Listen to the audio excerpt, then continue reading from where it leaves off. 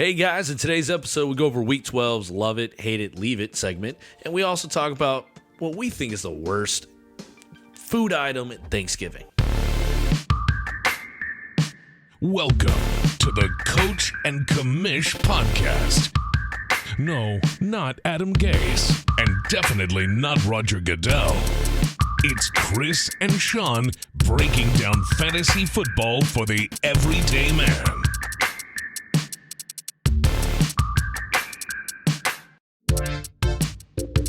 Welcome back. You're here with the Coach and Commish. I'm Chris, Sean to my right, and today we're Thanksgiving week. This is fun because we get football on Thursday. If you're a college football fan, a lot of big rivalry games, and we're getting right close to the playoffs, a couple of weeks out. Yeah. Everyone's making a playoff push here, but we're going to look back here. It's Week 12, but looking back at Week 11 stuff here, our spicy take segment here, love it, hate it, leave it. I'm going to throw some stuff over to Sean. He's going to tell me what he thinks. But based off of last week here, I want to put this out here. Dak and his offense will struggle without Amari and CeeDee Lamb. So, yeah, I think that's fair to say. If you're missing the two, superstar wide receivers out of your lineup, you're gonna struggle. To the extent that I'm benching Dak, I don't think so. I think It's Thanksgiving. The Cowboys seem to do well on Thanksgiving. They're playing Las Vegas, who's not a terrible matchup. They can also put up points. I think it's going to be a good place. There is talk, hopefully, that CD can actually make it through the concussion protocol in time. That would, significantly help the offense. But I'm still going to start Dak. I think that Cedric Wilson and Michael Gallup are capable, and we'll talk about Gallup later. So I'm going to hate it, I guess. Okay. All right. Jonathan Taylor is the RB1 in fantasy in next year's draft, like first pick overall in normal formats. We're talking what? Dalvin Cook and Christian McCaffrey and Jonathan Taylor, right? That's probably... Yeah, you got Derrick Henry still in the mix over there, too. Yeah, Derrick Henry. I would definitely include him in there. To me, it's not even I guess with McCaffrey it is. I think the way this season ends for McCaffrey will determine whether that is what happens. Now, are you asking me, is he drafted RB1 or do I think that drafted RB1? Okay, I think there is a really good possibility of that because when a guy does what he did this year, it's just... That's what it is. The RB1 of last year is often the RB1 drafted of next year. Right, so I just think it's highly likely unless McCaffrey is to go off on a tear. All right, so Sean loves that one. All right, Darnell Mooney is better than Allen Robinson. Love it, hate it, or leave it. Do you mean in fantasy or in real life? Fantasy. I can give you both. So for fantasy, I love it because there is no way that I'm starting Allen Robinson. I'm not picking up Allen Robinson. And it looks like Mooney is, definitely taking over that wide receiver one spot in that offense, which is not honestly that important anyways. But you can start him, later we'll talk about him. I think he's an okay start this week. As far as actual talent goes in the NFL, I still take Allen Robinson. I think he's a fantastic wide receiver. I hope that he goes somewhere that he can prosper. It looks like he probably won't stay on this team based on what's happened this season. I had hope for him with Justin Fields. It did not happen. And, I still think he's talented. So I still would take Allen Robinson as far as a talent in the NFL. All right, so love it in fantasy, hate it in real life. Real life, this guy just signed a deal out of nowhere. Taysom Hill's new deal is quarterback money. So I don't know too much about it, but from what I've heard, there are stipulations in the contract to where if he plays a certain position, he makes more money. So they built into this that if he is going to be their starting quarterback at some point, because I don't understand why you do this when you're not even starting him right now. Exactly. That's where I'm confused. So I don't know if they have plans for the future that, they say we really just want to have an offseason where he is the quarterback. There was talk of him. He lost the weight just to become a quarterback. Maybe he's gained it back. I don't know what's going on here, honestly. But if there is written into the contract that, there may be a way to kind of keep him around and not let anybody else steal him, and then their plans still just to kind of use him as that gadget guy. So I don't know what's the question here. I don't know. I was looking at it. I want to bring it up. It's kind of a leave it. I don't think it's quarterback money, so I'm not going to love it there. Some people were depending on like overvalued running back money. Yeah. The way he's being used. So I think it's a leave it thing because If as far as like the deal itself, Yeah.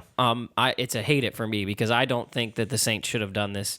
They obviously do not trust him to be the quarterback of their team. They would have put him in. I mean, what situation? You had Jameis Winston, one of the most turnover prone people in the NFL, and you still didn't start him. And now you've hurt that person, and now you have Trevor Siemian starting over Taysom Hill. At what point would you ever start this guy as a quarterback? And as far as, like you said, he's getting like high paid running back number of amount of money, and they're not even using him that much. Like he plays maybe 10 plays a game, if that. Exactly. A friend of the show, Jake Seeley, he tweeted out, and I saw it put up there. He says, "I want someone that loves me like the Saints love Taysom Hill," and that has to be the answer because, like you just said, it makes no sense. Why do it now? He's the adopted son of Sean Payton or something. There's something going on. Right. Like, why do that now when he's not even playing quarterback for you and not in only 10 plays a game? That's a crazy money. Last one, spicy take here. This is extremely spicy because right now the Titans, I think, will miss the playoffs. Woo! This is not just posed to me. You're saying this is an 8-win team. Yes, this is the number 1 seed right now, by the way. In the AFC. They've still maintained it. Still maintained it. With the loss. Mm-hmm. No, there's no way they miss the playoffs. The division that they're in, who's going to... I mean, I guess Indianapolis has come on, so I guess it is possible for them to lose it there. I don't see it possibly happening. Yeah, this is like a far hate. It's a hate it. Yeah, just looking at it, that offense looks so bad that... They're going to get healthy. Will they get... Well, will they get healthy enough? They won't get Henry back until the playoffs, if that. And they will get Julio and AJ Brown back, I think. They lost another receiver, too, I think. Yeah, I forgot his name. Johnson, yeah. All right, so those were our spicy takes. Love that we can hate that last one there, but it's a thought. It was a thought by Chris. All right, from our spicy takes, we're going to the party question of the week. Ian, would you like to go to a party in my pants? No, Brick. All right, let's go. All right, because it's Thanksgiving week, Sean, I want to talk about what's the worst Thanksgiving food. Well, first, what is your take on Thanksgiving food? Are you a fan? I know, like, we love the podcast, The Fantasy Footballers, and Mike Wright is, known for terrible food takes, and one of his is that Thanksgiving food is awful. Like, he'll often go to a fast food place just to get... I love it. Yeah. Stuffing's my thing, man. Love it, hate it, leave it. We're going to love it. Love it. All right, so now that we've given Thanksgiving its proper due, I'm going to go into my hate, which is...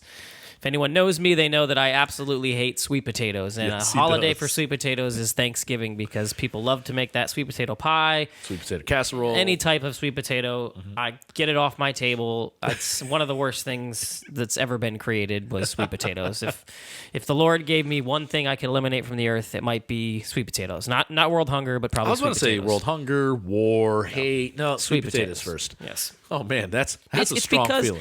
It's because they called himself a potato, and a potato is one of the best things ever. Yeah. Like, it's such a versatile food that tastes great, and then somebody's like, hey, here's this potato. It's, at least they tell you it's a sweet potato, but then you taste it, and it's like, this does not taste like a potato. So you don't even touch a sweet potato fries, do you? No, nothing. Get that sweet potato away from me. Get that out of my face. All right. For me, I hate cranberry sauce. Yeah, this is a good one. It's like totally unnecessary. First off, like 9 times out of 10, people just get the canned thing I was gonna say, from the grocery store. And I'm like, what's it there for? Oh, to put on the chicken, put on something. I'm like, nobody needs that. And speaking of misnamed, I mean, it's not even a sauce. It's like a slice of Jell-O. Yeah, it's Jell-O that I'm supposed to put on meat. No, sir. Now, there's some fancy people that put like a little mint Jell-O on steak and some other fancy places, but get that out of my face too. Like, and it always seems... Like, it seems like nobody can have a regular Thanksgiving dinner without the cranberry sauce. Because if you don't run the table, and your mother does, or you go to someone else's house. It's also that thing that you see that's on the table that never is touched. No one ever touches it. But barely... you have to have it there. And they always let you know, cranberry sauce is over there. I'm like, yeah, whatever. Moving past that thing. So it's an unnecessary thing. Who started that? I want to know. Because I want to go back in history and slap you in the face. I do have one other Thanksgiving question here, actually. I'm curious. So I've kind of changed my ways a little bit on this, but what is your take on decorating before Thanksgiving for Christmas, the Christmas music? When do you say it's okay to start the Christmas festivities? Black Friday. Black Friday. Okay, so that's the camp that I sat in for a long time. Yeah. And for my personal self, I still feel that way. Now, when I have kids, I think it may shift a little more just because Yeah. I want them to enjoy the holidays longer. But I still, personally, we haven't started decorating. I've listened to whatever's on in the stores because now it's out. But I am okay now if your personal choice is to listen to Christmas music and to decorate. Christmas is such a great holiday. I'm all right with it lasting for 2 months. I love that we said it's your personal choice, kind of like, it's like your political view. If you choose to Yeah. do such, I will respect you. Yeah. I will not, I'll hate you inside. There's plenty of people that won't. I They know. won't respect you playing Christmas music. I just want a to week give before Thanksgiving its thing, but I understand those people. Christmas is amazing, and you want more than a month Yeah. to celebrate it. It sucks that they're right next to each other because they're two of the greatest holidays. They are. And that's the thing. That's why I didn't like it. I thought it took away from Thanksgiving. We kind of skip over this fantastic holiday that's all about football, food, and being thankful. Like, Yeah. No, it's those phenomenal. are two of the things I'm most thankful for in my life: football and food. Football and food, not Connor or your wife. Okay. All right. From our party question, go to our turntables of the week. Well, well, well. How the turntables. All right, Sean, we're going to I'm going to let you explain this here. The turntables have changed this week because most trade deadlines have been passed. Yeah, so we're shifting kind of what we're talking about. It's essentially going to be the same segment as far as the players we're bringing up, which is people that are trending up and people that are trending down. But instead of somebody you're trading for or trading away, this is kind of somebody who's been sitting on your bench who I think you should graduate to that position to where they need to be in your starting lineup, or somebody who's been in your starting lineup like an Allen Robinson early in the year that we just continued to start, and it's time to put them on the bench or even drop them. So I'll start this off. I've got Pat Freiermuth. Freiermuth. He's been a staple on our podcast here. I feel like we've talked Yes. about him every week. But I think that, we've talked about starting him. Should I start him this week in this matchup? I'm at the point now, he's in my lineup. He's one of the top 8 guys for me that I'm putting in there. I'm just locking him into my lineup most likely, unless he's got one of the worst matchups and I have a better option. Every week I'm going to be starting him, and it's the targets. Yeah. He's become a favorite target of Ben Roethlisberger. He's had 7+ targets in every game since week. He might have had a 6-target game, but since week 6. So we're talking a pretty good sample size here over the last 5 weeks, which is basically when he started to become relevant. He's just been a target machine, and I like that in a tight end, because if I'm not getting a touchdown, I would like to not get a 0. And you get me 5-6 points, I'm happy. Yeah. So it's weird. I saw Roethlisberger. Like, it looked like he was, first off, looking at him like first look, like Yeah, even first over progression Deontay. read, and then the second thing is they are running plays for Freiermuth. Yep. Some of them ended Yeah, he had a terribly, but Didn't he have some rushes? I think he might have had a rushing play. it was, I mean, shuffle passes to screen passes right underneath, like within the line. So they are definitely game planning Pat, like I know him, Freiermuth into the offense here. So that's a great one here. I'm going to go here for benching. Bench Jets wide receivers if possible. I'll give you Elijah Moore because for some reason he does nothing but one play, and then the touchdown gives him relevance, right? Yeah. If you almost need killed to. me this week.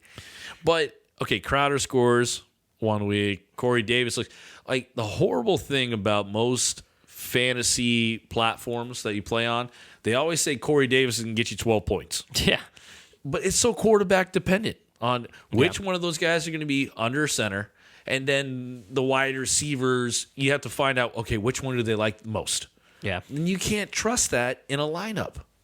So it's really bad. I think I do agree with that. I mean, if you didn't mention that Elijah Moore thing, I would have, called you on that just because I think people can flex him if they need to, but he's definitely not somebody after this week that I'm like, oh, I have to find a way to get this guy into my lineup.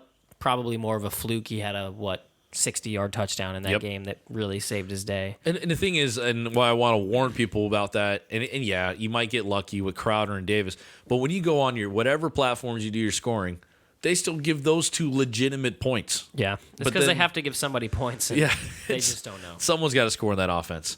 All right, from there we can give you some extra start sits. All right, this is a segment called Listen to Sean, Ignore Chris.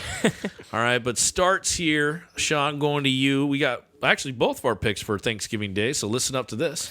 Yeah, so, that's actually a good time to remind everybody, Thanksgiving is here, which means 3 games, talking 6 different teams with all sorts of fantasy players. You need to make sure you're getting your lineup decisions made on Thursday morning, early in the morning. If you're West Coast probably Wednesday night. Make sure you got that all figured out because we're going to have football all day on Thursday. So, and the other thing we always mention when you have Thursday players, get them out of your flex because you don't want to be stuck. If you wanted to start someone else later in the week and you can't be flexible. I hate when I accidentally do that. Yeah. So the guy I'm going to start, we talked about it a little bit earlier with Dak, but if CeeDee Lamb is in or not, I'm still starting Michael Gallup, and he's looked fantastic since coming back. It looks like Dak really likes throwing to him. Yeah. And against Las Vegas, I'm not scared of the matchup. I think it'll be a fairly high-scoring game. I think he's somebody you can slot into as a wide receiver too easily. All right. Let me ask you about one of his teammates that might be getting extra looks here, Cedric Wilson. Is he someone you might flex? If CeeDee Lamb is out, then yeah, absolutely. I think that, like I said, I think Dak is going to find a way to put up points, and, you want those guys in your lineup. So if you're looking at your flex spot, and I know I just said this, so this might be too biased for you to change your mind, but Corey Davis or Cedric Wilson if you have to flex it. Definitely Cedric Wilson. I'm going. And now if it's Elijah Moore, I might just for the upside go with Elijah Moore because he does have that big playability. But just to give you some context on Gallup, I mean, I'm starting Gallup over guys like Deontay Johnson, a Mike Williams, Devonta Smith. He's a great start. He's bordering on wide receiver 1 for me this week. Michael Gallup's a big body receiver that gets 50-50 balls that Dak loves throwing to. A lot of times Gallup's, unless it's a go 9 route or something, there's a lot of stop routes that Dak is trusting him to go wrestle the ball down. Yep. So he's like that blanket boy that quarterbacks love. I'm going with the receiver as well. Let's start Darnell Mooney against the Detroit Lions on Thanksgiving Day.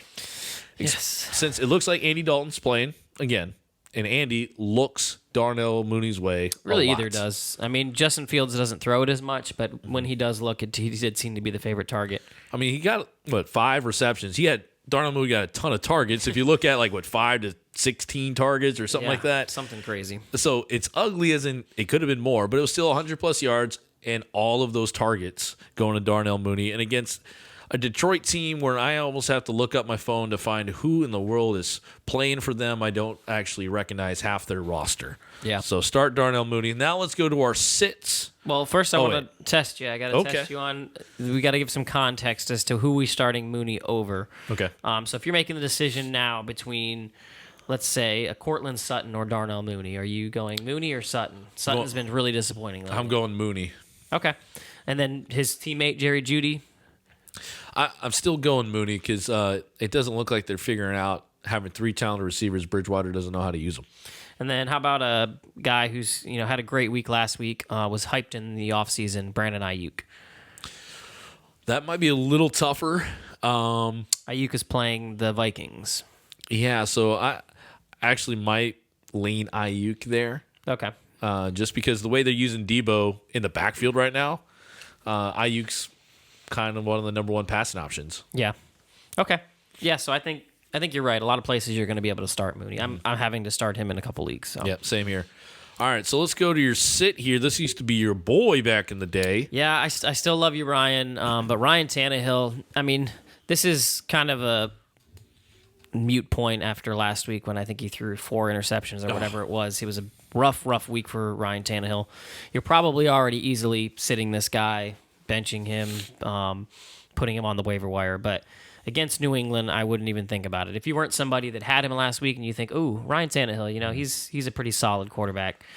I don't think it's going to happen this week against New England. No, I that's guess a this great kind of defense. Puts some credence to what Chris's spicy take was, but I think there's a really good chance that the New England Patriots beat the Titans this week. So. Yeah, without 3 started wide receivers and 2.5 old guys running the ball. That's the big part of it, is that New England's been shut down lately, and then, like you said, missing 3 of their wide receivers that have produced over the last couple weeks. It's going to be rough.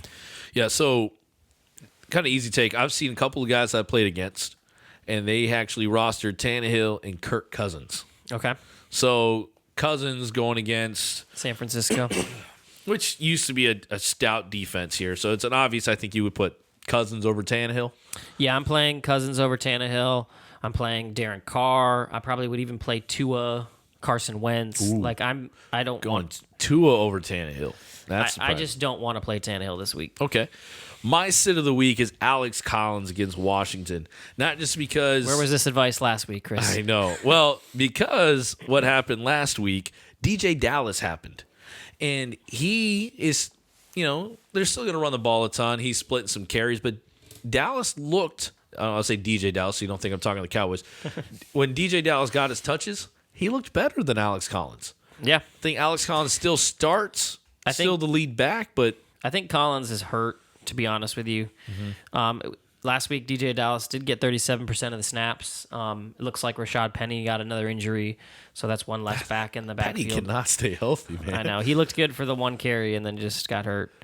But yeah, he got 4 carries, 6 yards a carry. It's a very small sample size, but like you said, he looked good.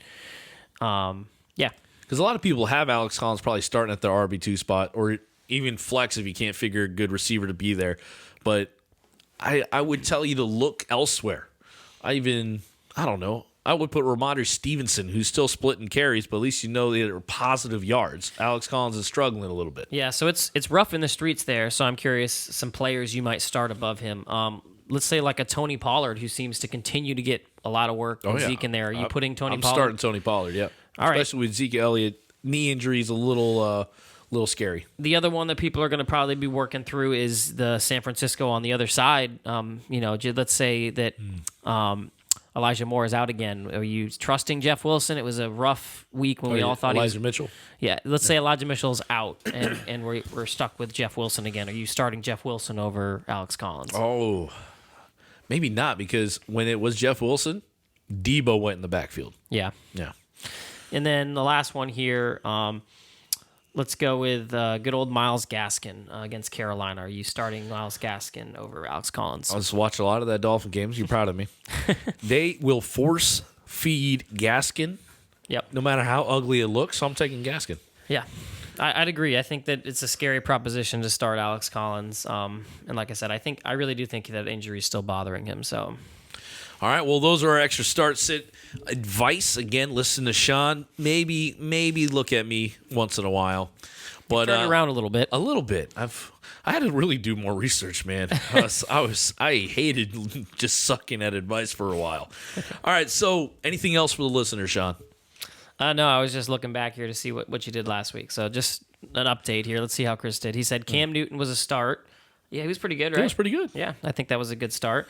And sit Marvin Jones. Yes, that was definite sit Marvin Jones. I would still sit Marvin Jones even with Agnew out. I just don't. Trevor Lawrence doesn't like good receivers. Yep. Yeah, and just a little advertisement here. Go to our 757 podcast. It comes out the day after this one. There's new segments over there. I think it's a lot of fun. Even if you're not part of the local league, you'll enjoy what we're doing over there. Yeah, it's a good place to see, if your league isn't as fun as ours is, which, none of them are. But No. if you'd like to find a way to make it that way, just listen in. You can kind of see how fun fantasy football can be when you get a fully engaged core of guys. So. Yes, sir. All right, guys. Thank you for listening. Listen to the voiceover guy at the end. To follow us on all the social media pages and when you can ask advice from us on Sunday morning. All right. All right. Deuces. Thanks for listening to the Coach and Commish podcast. Don't forget to check us out on Twitter and Instagram at Coach and Commish. And join our Facebook group called Fantasy Football Advice with the Coach and Commish for direct access to weekly waiver wire and start sit advice.